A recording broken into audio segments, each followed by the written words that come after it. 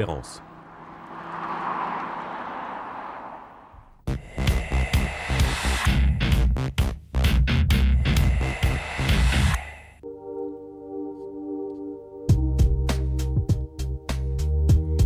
C'est sans doute le modèle le plus connu au sein de la gamme Infiniti, le FX. Avant même que la marque japonaise ne décide de débarquer officiellement en Europe, certains importateurs avaient osé le proposer avec succès.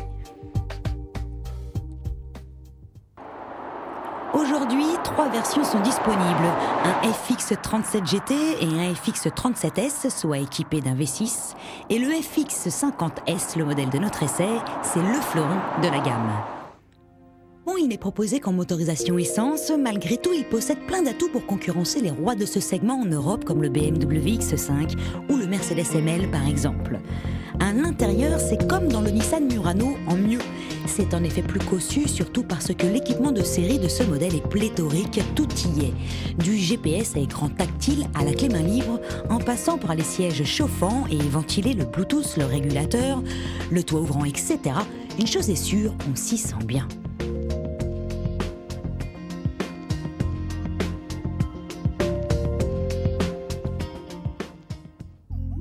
Le FX compte tout particulièrement sur son design pour se démarquer et dès le premier coup d'œil, c'est réussi.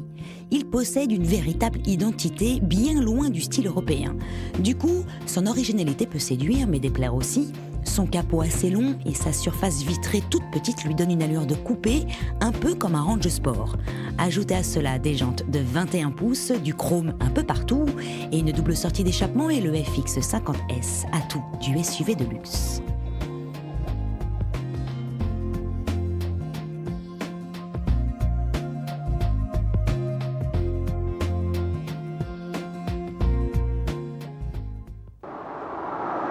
Infiniti n'a pas lésiné en termes de technologie. Déjà, le FX est équipé d'une transmission intégrale, d'une boîte automatique séquentielle à 7 rapports avec palette au volant, mais aussi et surtout de 4 roues directrices et d'une suspension pilotée en continu.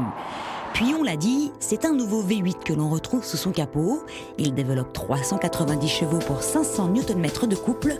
Son régime maxi lui culmine à 6800 tours. Grâce à lui, le FX avale le 0 à 100 en 5 secondes 8.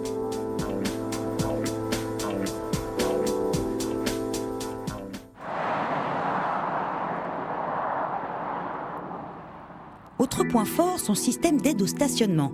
Grâce à plusieurs petites caméras installées dans la calandre, les rétroviseurs et le haillon, nous disposons d'une vue panoramique de l'environnement de la voiture, idéale pour garer un tel engin en ville.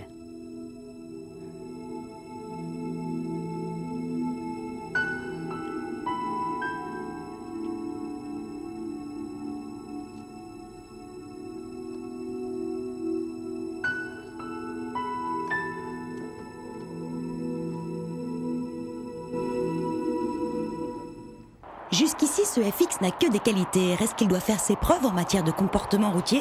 À ce sujet, nous avons été agréablement surpris. Une fois les suspensions enclenchées sur le mode sport, ce SUV s'est montré efficace. La prise de roulis et le tangage sont maîtrisés, le freinage n'a montré aucune faille.